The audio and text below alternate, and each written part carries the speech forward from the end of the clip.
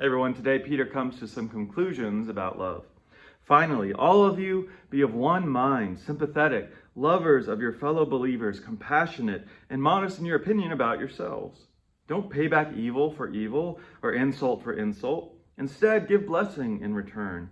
You were called to do this so that you might inherit a blessing. Who will harm you if you are zealous for good? Be happy, but happy are you even if you suffer because of righteousness. Don't be terrified or upset by them. Instead, regard Christ the Lord as holy in your hearts. Whenever someone asks you to speak of your hope, be ready to defend it. Yet do this with respectful humility, maintaining a good conscience. Act in this way so that those who malign your good lifestyle in Christ may be ashamed when they slander you. It's better to suffer for doing good, if this could possibly be God's will, than for doing evil. So Peter here is kind of wrapping up this discussion about how we relate to unjust or unequal authorities and power dynamics. He's saying, don't let it divide you even more, right? Be of the same mind, and don't give in to their methods, right? We don't do payback or revenge. And definitely don't go out and attack them, either physically or attack them with our beliefs. He has this important statement here about be prepared to defend your hope. And I think sometimes, at least in my experience, what I see Christians doing, instead of being on the defense, we kind of go on the offense. And sometimes the way we do that is actually pretty offensive.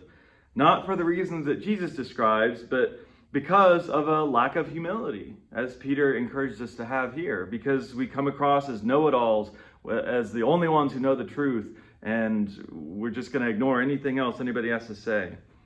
See, the issue with these logical arguments, apologetics as we sometimes call them, is, well, for one thing, they a lot of times don't work, especially today, and it doesn't matter when people see how Christians live.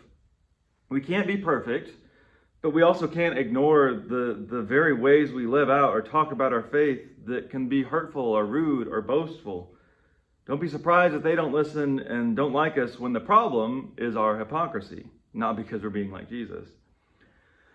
But even if you have genuine compassion, there's no guarantee that you'll only receive love back. Right? Is there a little irony when Peter says, oh, nobody's going to harm you if you're doing good? Go read Acts and you see that Peter has already experienced the opposite, or read the Psalms and see how often they're lamenting the suffering that's happening because they're doing the right thing. Suffering for doing good, that's the whole story. That's the story of Jesus. That's what the cross is all about. And Peter himself knows this. He heard Jesus say that we have to carry that cross daily. And he'll know this even more in a few years when he's crucified, just like his Lord.